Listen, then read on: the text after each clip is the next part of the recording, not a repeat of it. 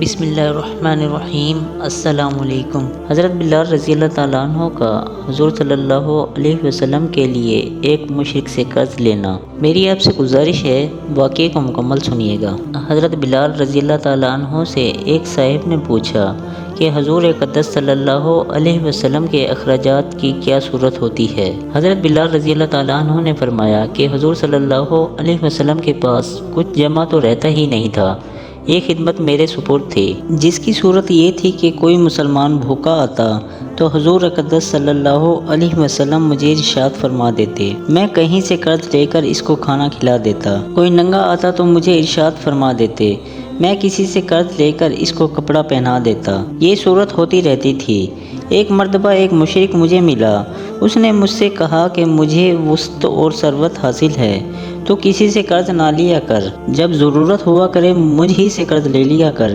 میں نے کہا اس سے بہتر کیا ہوگا، اس سے قرض لینا شروع کر دیا۔ جب ارشاد عالی ہوتا اس سے قرض لے آیا کرتا اور ارشاد والا کی تعمیل کر دیتا۔ ایک مرتبہ وضو کر کے اذان کہنے کے لیے کھڑا ہی ہوا تھا کہ وہی مشرک ایک جماعت کے ساتھ آیا اور کہنے لگا، او حبشی۔ میں ادھر متوجہ ہوا تو ایک دم بے تحاشا گالیاں دینے لگا اور برا بھلا جو منہ میں آیا کہنے لگا، اور کہنے لگا کہ مہینہ ختم ہونے میں کتنے دن باقی ہیں؟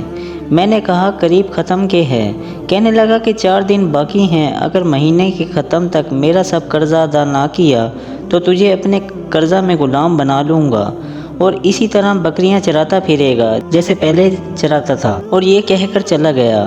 مجھ پر دن بھر جو گزرنا چاہیے تھا وہی گزرا۔ تمام دن رنج و صدمہ سوار رہا اور عشاء کی نماز کے بعد حضور صلی اللہ علیہ وسلم کی خدمت میں تنہائی میں حاضر ہوا اور سارا قصہ سنایا اور عرض کیا، یا رسول اللہ، نہ آپ کے پاس اس وقت ادا کرنے کو فوری انتظام ہے، نہ کھڑے کھڑے میں کوئی انتظام کر سکتا ہوں، وہ ذلیل کرے گا، اس لیے اگر اجازت ہو تو اتنے قرض اترنے کا انتظام ہو، میں کہیں رو پوش ہو جاؤں، جب آپ کے پاس کہیں سے کچھ آ جائے گا میں حاضر ہو جاؤں گا۔ یہ عرض کر کے میں گھر آیا، تلوار ڈھال اٹھائی، جوتا اٹھایا، یہی سامان سفر تھا اور صبح ہونے کا انتظار کرتا رہا۔ صبح کے قریب کہیں چلا جاؤں گا۔ صبح قریب ہی تھی، ایک صاحب دوڑے ہوئے آئے، حضور صلی اللہ علیہ وسلم کی خدمت میں جلدی چلو۔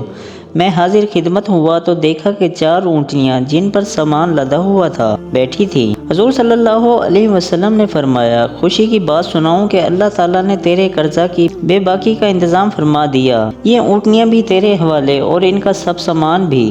فدق کے رئیس نے یہ نذرانہ مجھے بھیجا ہے۔ میں نے اللہ کا شکر ادا کیا اور خوشی خوشی ان کو لے کر گیا اور سارا قرضہ ادا کر کے واپس آیا۔ حضور اقدس صلی اللہ علیہ وسلم اتنے مسجد میں انتظار فرما رہے تھے۔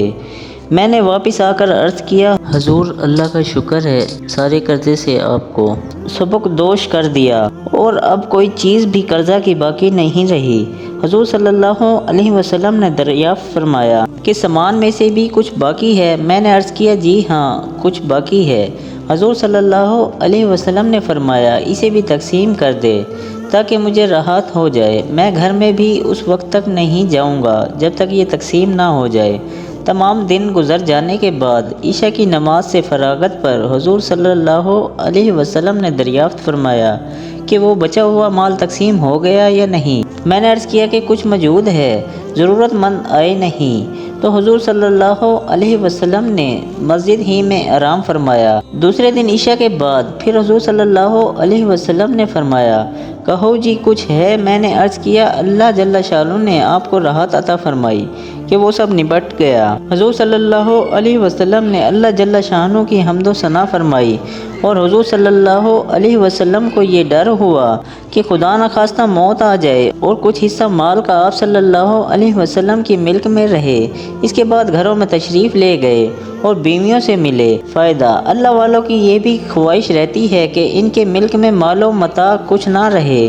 پھر حضور اقدس صلی اللہ علیہ وسلم کا تو کیا پوچھنا، سارے نبیوں کے سردار، سارے اولیاء کے سرتاج، حضور صلی اللہ علیہ وسلم کو اس کی خواہش کیوں نہ ہوتی کہ میں دنیا سے بالکل فارغ ہو جاؤں۔ ہمارے پیارے نبی صلی اللہ علیہ وسلم کو مال سے محبت بالکل نہ تھی اور صحابہ کرام کو بھی بالکل نہ تھی، اور آج کل ہم کتنے مال کے پیچھے بھاگے دوڑے پھرتے ہیں۔ اللہ تعالی ہمیں نبیوں کے طریقوں پر چلنے کی توفیق عطا فرمائے اور صحابہ کرام کے نقش قدم پر چلنے کی توفیق عطا فرمائے، آمین۔ نبوت کا دروازہ اب ہمیشہ کے لیے بند کر دیا گیا ہے۔ حضرت محمد صلی اللہ علیہ وسلم کے بعد اب کسی نبی نے نہیں آنا۔ اب ان کا پیغام آگے لوگوں تک پہنچانا ہمارے اور آپ کے ذمے ہے۔ کیا پتہ ہماری تھوڑی سی کوشش سے ہماری آخرت بن جائے۔ اس پیغام کو زیادہ سے زیادہ لوگوں میں شیئر کریں۔ اللہ پاک آپ کو خوش رکھے۔ جزاک اللہ۔